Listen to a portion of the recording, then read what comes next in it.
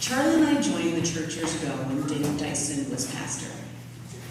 Sylvie was a toddler, and while we had enjoyed the Christmas Eve services with my extended family for years, the intelligent sermons and amazing music made us both want to be more involved. LIPC has remained a steady and warm community for us, as our family has built to life and had its ups and downs, even while the church has been going through so many transitions. Over the years, we watched as members worked to maintain the garden, the music program, the building, and communications, and realized we could offer more support ourselves. When Mrs. Pettyjohn nominated me to become a deacon, I was still a pretty tired parent of a toddler. But I learned a lot from my service as a deacon, and became more involved. Charlie and I helped revive the Vacation Bible School program with Delana, and then we started the children's choir, which over the years grew into the Lafayette Band. Before Jordan and I started working together professionally, before we were married, I used to work in public radio.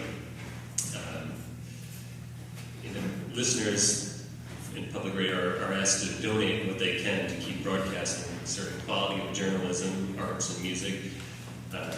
These public radio offerings enrich our community.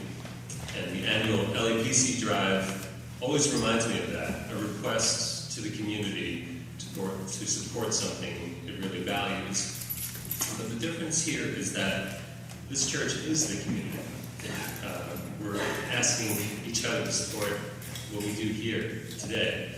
We're here together, sharing our lives with each other, watching our children grow up together, praying for each other through personal and societal hardships, and celebrating with each other through joys. Just a few examples of sort of how this church is incorporated into the cycles of life. I'm just always reminded how, you might not see Sylvie here during the service all the time because she's back in the child care room. Of course, when we first came here, we were dropping her off at the child care room.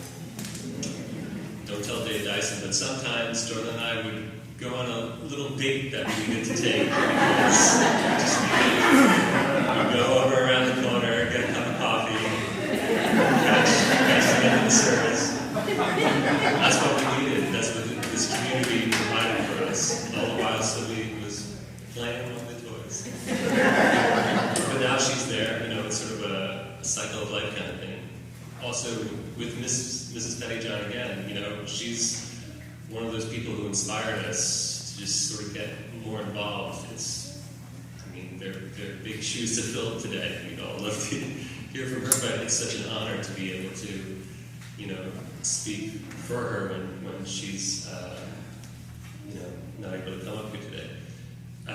There's so many ways that the church is not just enriching to our lives, it is our lives. It is our community.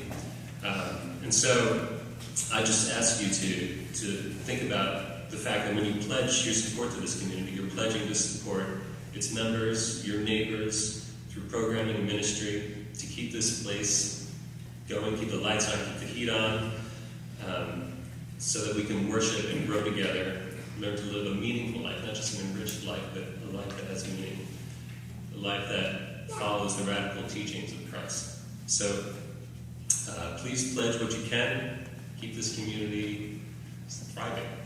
Thank you so much.